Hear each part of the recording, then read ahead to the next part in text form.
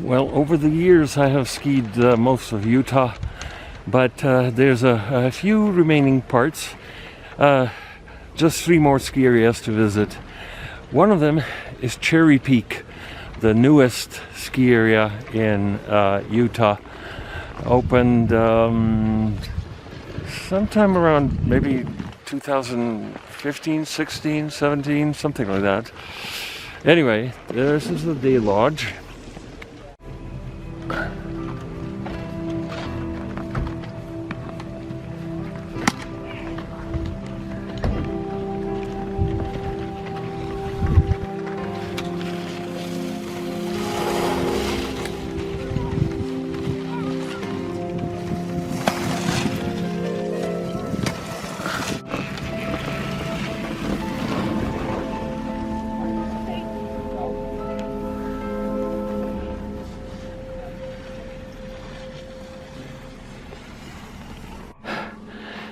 This trail is supposedly marked green and it's called Chimney.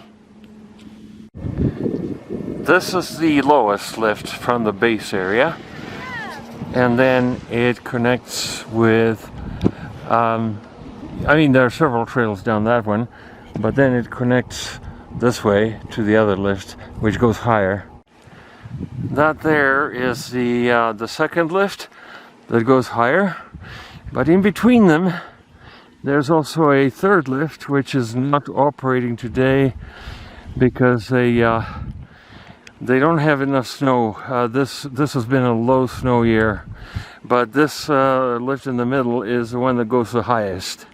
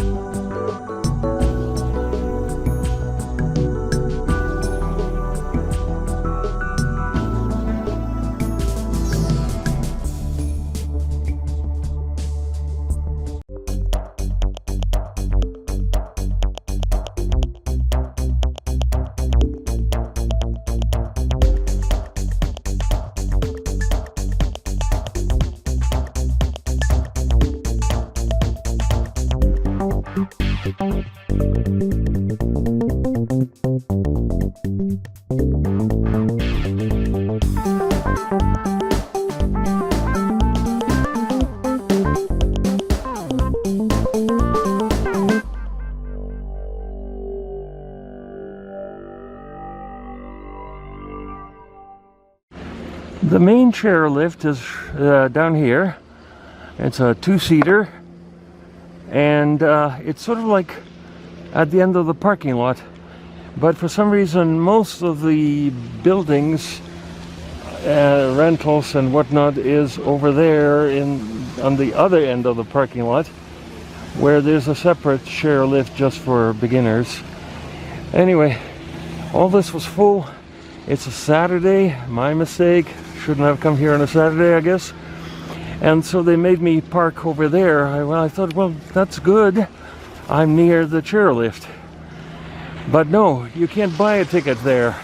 You have to walk down a mixture of mud and gravel to the other end where there's some, I don't know, looks like those metal container boxes that have been modified to serve as a building. So I had to buy the ticket there. There's a fairly long lift line, and there's a building with a window there that could be made into a ticket window.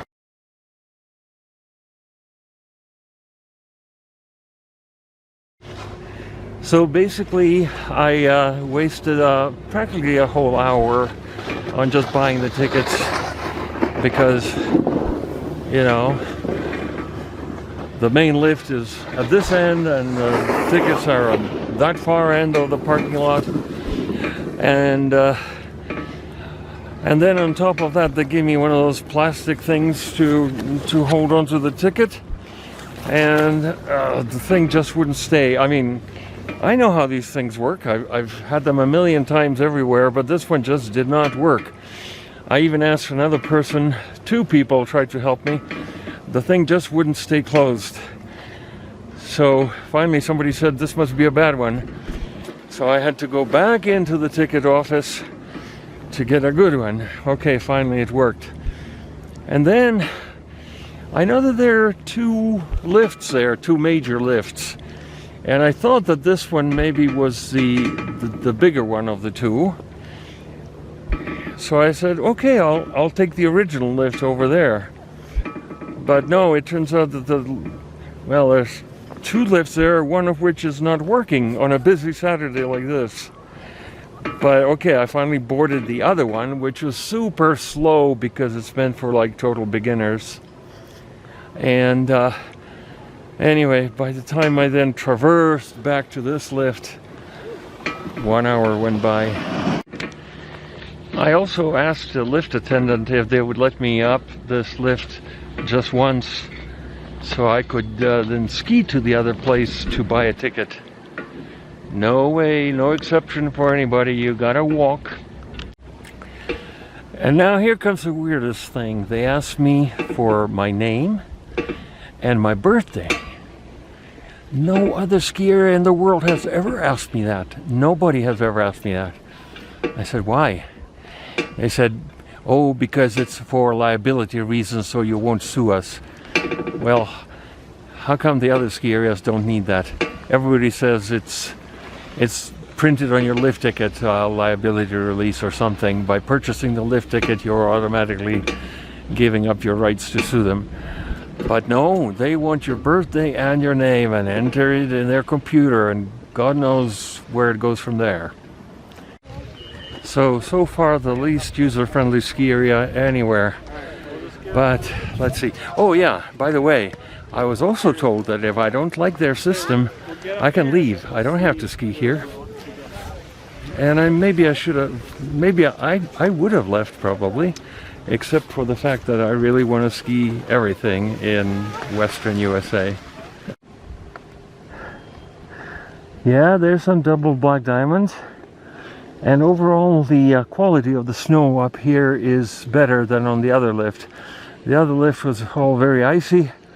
Over here, there's some real powder because the elevation here is, the top of the lift is at over 7,000 vertical feet, which is comparable to the top of the Magic Mile at Timberline Mount Hood. I think it meant blue square going into black diamond.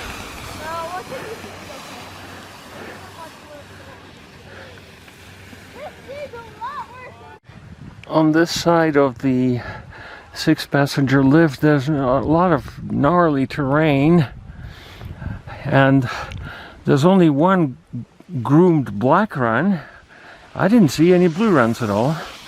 And the only other thing that is groomed is this road, which is kind of boring, but also it's okay, we're looking at a wider turn here, but in many places this road is quite narrow. Finally, we're at the other chair, and basically either go straight through this rubbish or take that road. Yeah, this road is a surprise. So my car is parked in the parking lot there. It would be nice to be able to ski to it. I wish they would groom the approach, but no. See, here are some tracks of people who have tried to do exactly what I'm trying to do, but then this hunk of a machine is totally blocking the path. Like I said, the least user-friendly ski area in Utah, and probably in the whole world.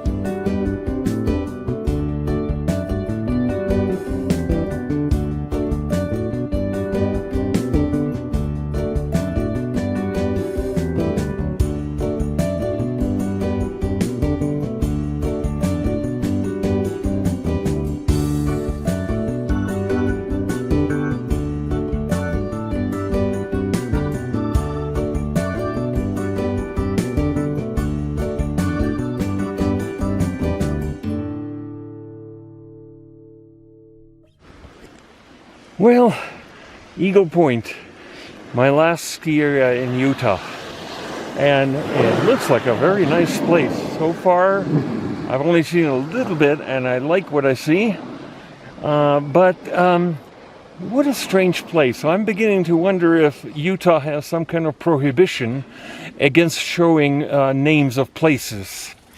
For example, when I was trying to find Logan, just to get off of I-15, there's no sign for Logan anywhere. I passed, I knew roughly where it was, but you know, I went south, I went north on I-15, no sign for Logan. There's only a sign for something like 1100 North. Well, okay, that's a street. That's a typical street name for that whole general area around Salt Lake City. But I don't want a street. I want a Logan, the town.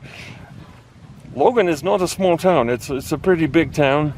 Got lots of hotels, restaurants, everything, and it's a hub for at least 2 ski areas. And then this morning, I spent the night in the town of Beaver, which is about 3 hours or so south of Salt Lake City. And then again, within Beaver, there is no sign for Eagle Point, the ski area. Well, eventually I somehow figured it out. I got onto the right road, and I'm going through the canyon and everything. And then there's a sign.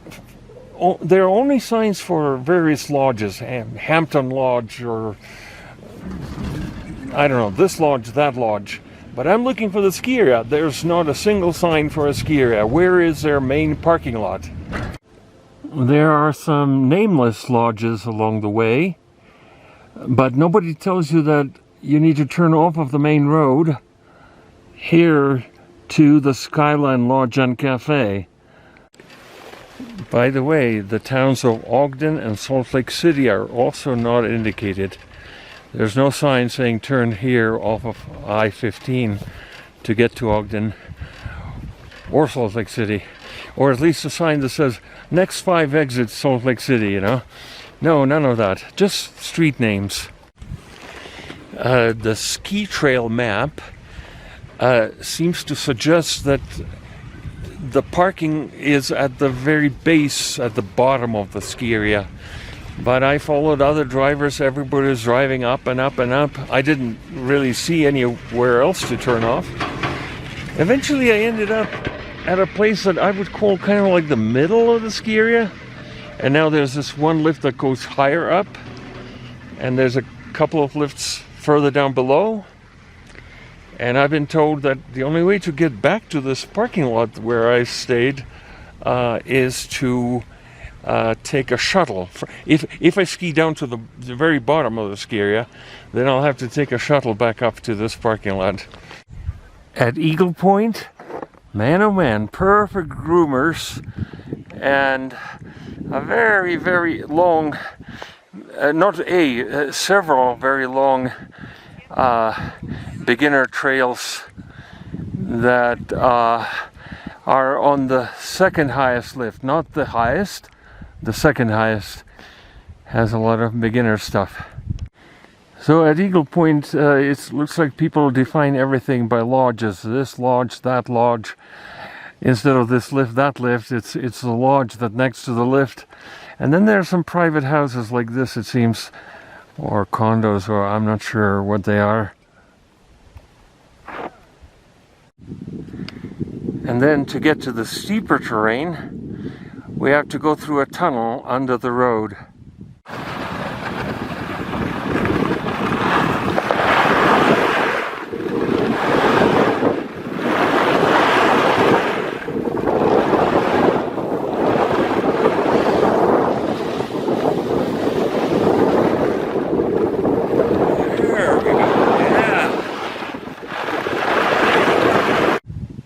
Oh yeah, this is steep. Steep, steep, steep and gnarly. Ooh. So this is the lowest lift. And then from there, you can ski up and down this ridge. And there's all kinds of steep and mogully slopes. So the lowest lift, or at least one of the two lowest lifts, serves the steepest terrain. This is a ski patrol cabin at the top, and the view from the top is pretty beautiful. Yeah. Oh yeah. So from the top of that lowest lift, but also maybe highest, there's a whole bunch of ungroomed but skied out trails. This one is called Wolverine. So there's something for everyone here at Eagle Point. I mean, there's some wonderfully groomed beginner, lower intermediate terrain, and then there's some really challenging stuff on this opposing ridge. And so it's a good mix, and it's quite a large ski area actually.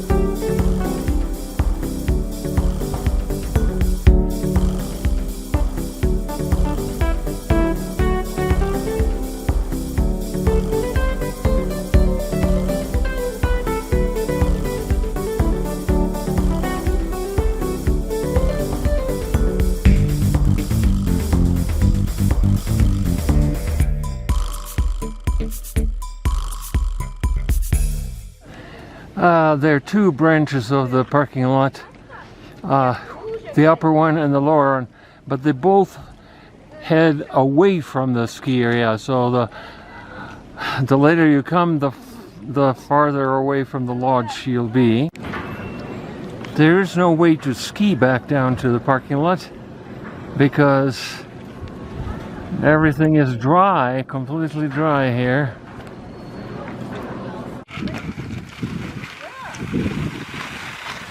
Well, this is the top of one of the lifts at Lee Canyon.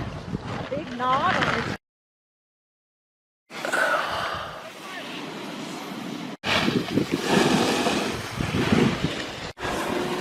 Well, it was a dry desert all around Las Vegas. Yesterday afternoon when I arrived in Las Vegas, it was 71 degrees. And then dry desert everywhere. I was concerned that there might not be enough snow. But there is. So it's March 10th. Beautiful sunny day, spring skiing conditions. Meaning a little hard and icy in the morning and then it'll soften up for a magic hour, etc., etc. But overall, the scenery is amazing. I mean, this is a really deep canyon. Some really tall mountains up.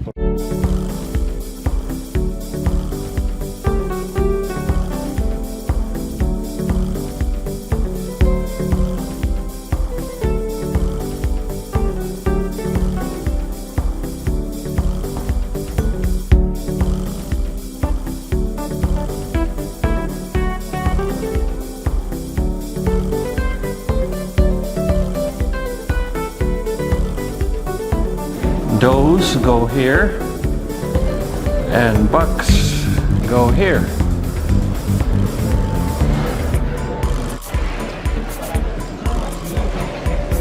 Yeah, there's a little terrace here to have lunch, and it's like a room with a view.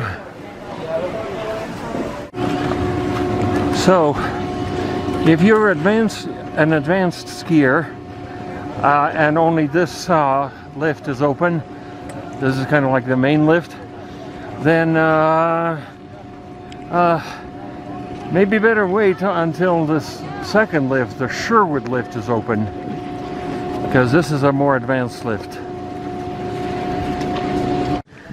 Yeah, they opened this lift around 11-ish, maybe 11:15 or so. I guess they're waiting for the sun to hit the slopes to soften up the icy snow.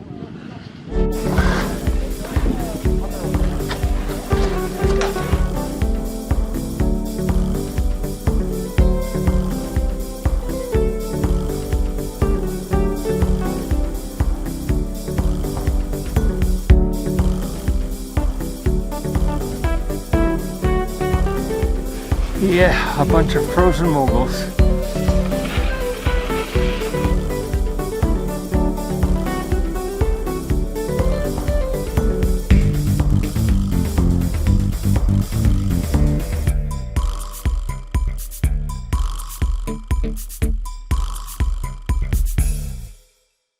The only bad thing is at the end of the day, you have to go, well, in the morning you have to climb out those stairs. At the end of the day, you have to come down those stairs and then climb up this road back to the parking lot.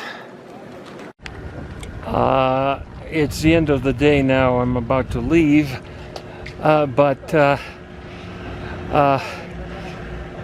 when I first came, the parking lot was probably about half full, and yet I got one of the choicest parking spots right there next to the main gate from where you have to walk. And why? I think it's because people were afraid to park here. It's too close to the edge. See? Like that. Ooh. You can drop in here. Yeah, there's still a few people skiing. This is a beginner area down here. And then there's a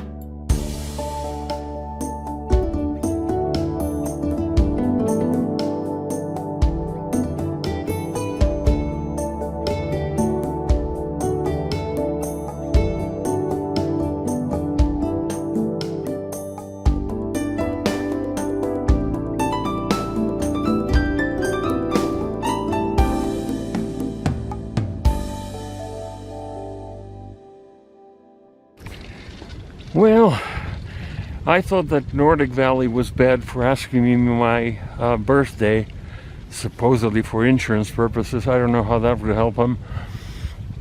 But boy, meets June Mountain, which is now part of Alterra. So Alterra is demanding not just my birthday, they want my phone number, my email address, my mailing address, my credit card number. I mean, you know, I don't know. This Alterra with the Icon Pass and Vail Resorts with the Epic Pass, I think they're kind of ruining skiing. They're becoming more of a, you know, bean counters and data collectors, not really skiers. That's a pity. What I mean by bean counters is they basically want to know everything about you. Which lifts you boarded on, how many times on each lift, how many times total. I don't know if they even monitor your speed, like, you know, how much time you took before you got back to the lift. I first encountered bean counting at Mount Bachelor, Oregon, probably 25 years ago or something like that. Mount Bachelor was the early adopter of bean counting, and I became aware of that once when I was skiing there on a Monday, I think it was, midweek definitely. There was nobody else on the mountain, hardly anybody, especially not on this one lift. And I took the wrong turn to get to the lift at the bottom. It turns out I went right, I guess, and the machines that were doing the scanning were on the left and slightly uphill. Well, I looked around, there was nobody there. So, just two lifties. No customers at all. So I just went straight for the lift. I mean, well, I did have a ticket. I was legal, yeah? And no, the two lifties stopped me. They wouldn't let me on the lift, even though I showed them I have the ticket. They made me walk up the hill to the machine to be scanned. That's how important bean counting was to them. They wouldn't let me on the lift without being counted. That one run, you know, had to be counted. So at June Mountain, first you have to take this J1 lift, they call it. It's a two-seater, relatively slow, but it's the only way to get up to the actual ski area, which is up above that ridge. So first you take a two-seater to take you up to the ski area, then another two-seater that leaves you up there, and then you ski down here. And that's a real mountain, I guess. So a total of 3 lifts to get to the very top. I'm on the 3rd lift right now.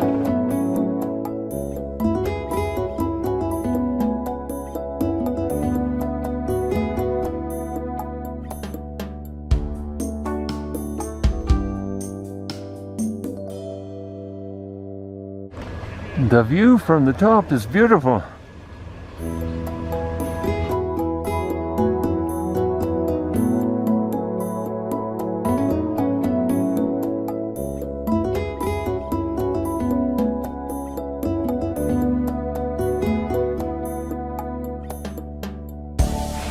Okay, second chair up the mountain. There are 2. The one on the right will eventually take you higher on a 3rd chair. The one on the left, I'm not sure. Let's explore it. Lots of wide open groomers and very few people on the slopes. It is a weekday. So this left lift is an express lift, a quad. Man, nobody on it.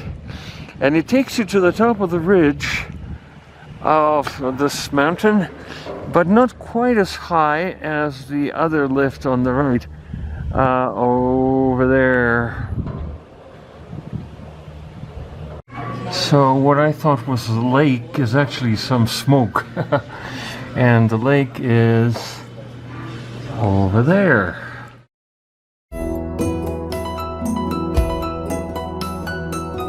This middle part of the ski area is beginners or lower intermediates paradise. Nobody in the chairs, but the view is magnificent. Finally, here's one trail with a view of the lake. This is a blue trail that goes down by the off to the side of Chair 1, J1, and brings you back down to the parking lot. So this is the upper part of that blue run that goes down to the bottom. But if you prefer something a little more challenging, try this.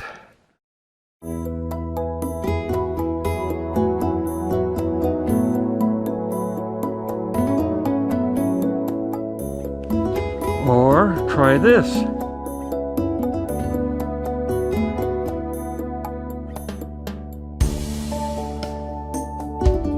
Or this here. And all of this is skiable too. But watch out, there are unmarked obstacles, especially this late in the season.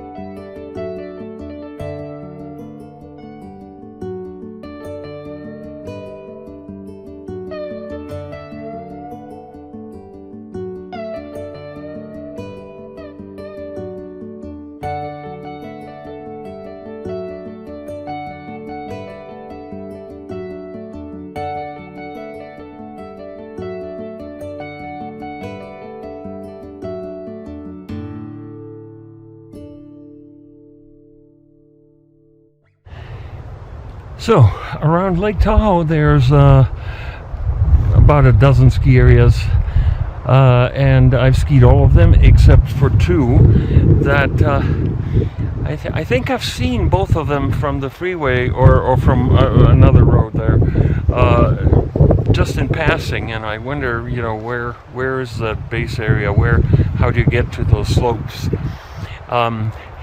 One is Tahoe Donner, and the other one is Soda Springs. They're both north of Lake Tahoe. They're both a little bit north of Truckee and a little bit west of Truckee. So let's try them. The last two ski areas. Now Tahoe Donner is getting a new lodge for next winter. So there's Tahoe Donner. It's a semi-private kind of community of homeowners. So the ski area is run by the Homeowners Association, but it is open to the public as well. And there are just some of the many homes up above on the hill.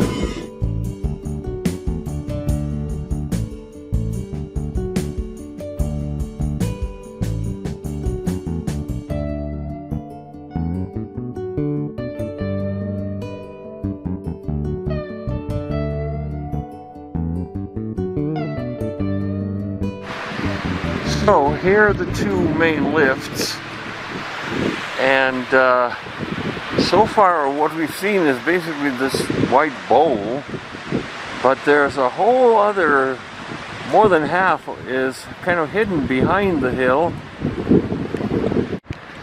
So that's where we have 3 blacks, 2 blues, another blue, a short one, and a green one.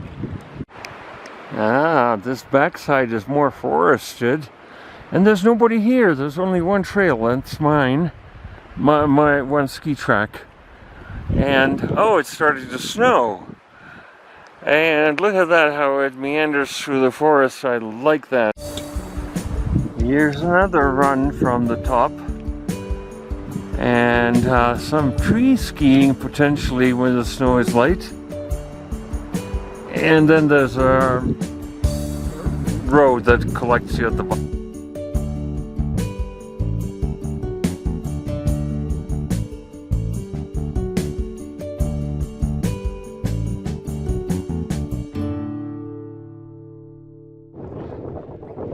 The snow is good. It's better than a June mountain, a little less icy, and overall the weather today is changeable. On the highway driving up here there was a little bit of rain, then it turned to snow, and now we're getting the sun and losing it.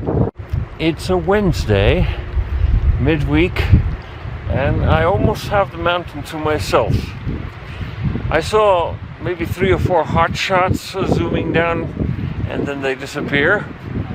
And maybe, I don't know, half a dozen, maybe even up to a dozen intermediates or beginners, mainly on the other lift. And on the backside, I haven't seen anybody yet. I mean, the backside is mine. There's at least 6 plus 2 at near the ridge. So I think about 8 runs on this backside that hardly anybody ever takes. At least not on a midweek like today. One of the reasons there's nobody in the backside is that a couple of entrances to some runs are camouflaged. Leary's Laugh is hidden behind this wooden structure here, the entrance. And a run named Hans Down is hidden between this rock and this wooden gate. And a second reason why people don't come here is because the terrain suddenly just drops out of sight.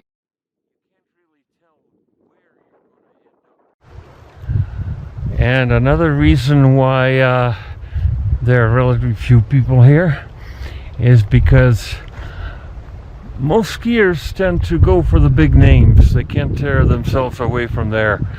There are so many beautiful places around Lake Tahoe, about a dozen, but no, most people have to ski only. Alpine Meadows and Squaw Valley now merged and renamed Palisades, and Heavenly Valley and North Star at Tahoe, and that's about it. So they're missing a whole lot. The best views of Tahoe are from Homewood and from Diamond Peak near Inkling Village.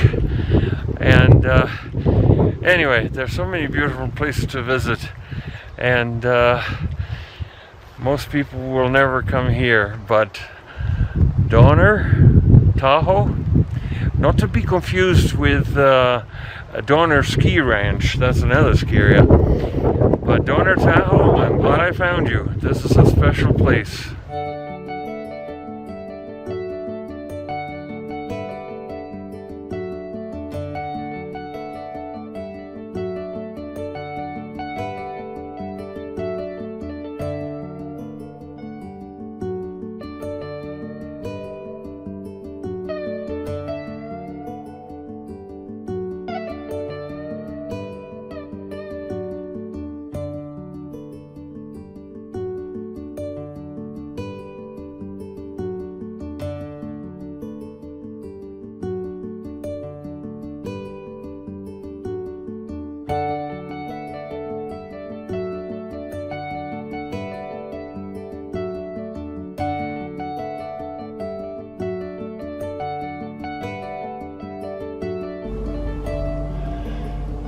I had to tear myself away from this place. Tahoe Donner is a little gem.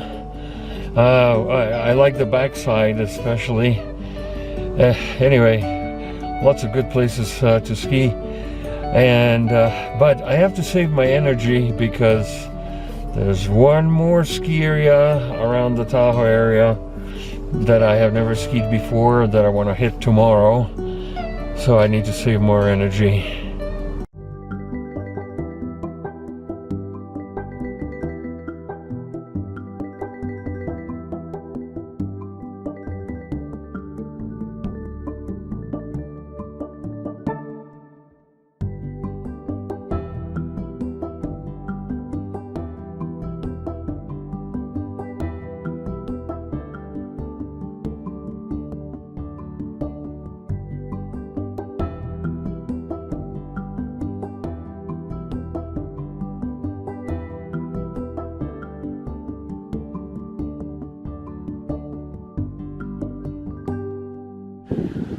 Soda Springs, the oldest ski area in California, and it's got 2 lifts. Let's go play. 2 lifts. One on the left goes only halfway up, and it's basically beginner terrain. And then there's one lift that, both chair lifts, that takes you all the way to the top. There's the day lodge, which is up some significant amount of stairs from the parking lot. And then you have to climb some more to scan your ticket through these gates. And then walk uphill some more, yeah, roughly to where that guy is coming from, to get to the main lift. A lot of climbing, a lot of walking to get to the main lift. A lot of untouched powder, but then the lower half of it is very, very flat. And if you fall, it's hard to get up, hard to put your skis, boots, bindings back on, because it's just, the snow sticks to the bottom of the boot.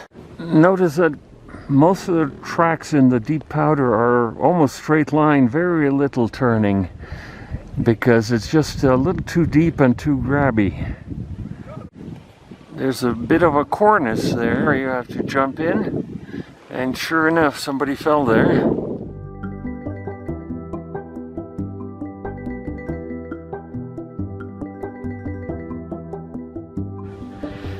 So there's the lodge down there, and the easier lift is on the right.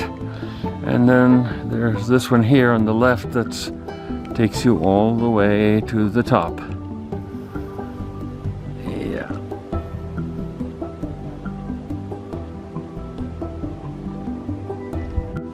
On the main lift there is a mid-unloading station if you don't want to handle the steeper part of the top. But it looks like most people actually continue all the way to the top. The weather is closing in again, visibility is getting worse. When the sun is not out, it's really hard to see the contours of the terrain or anything. So I decided to call it quits for now. Fortunately, there's been so much snow lately that I was able to ski all the way down to my car, right there. Soda Springs is closed, I believe, on Tuesdays and Wednesdays. So then Thursday would be powder day. And sure enough, yes, they got some snow. But it's not real nice powder. And also, yeah, they only groomed like 2 trails, maybe 3, I don't know, some connector trail too, last night, and then they got maybe 2 or 3 inches of fresh snow overnight. But I've seen a few other trails that are supposed to be groomed. You could see that they've been groomed in the past, but they have not been groomed since, you know, last Monday or last weekend or something, because there's more than a foot of snow on those. And unfortunately, it's kind of wet and heavy. If it's not steep enough, you're not going to move at all. You literally, my skis sank almost up to my knees. It was really hard to get out of there. My skis sank in and I came to a full stop. I just could not move in that so-called powder.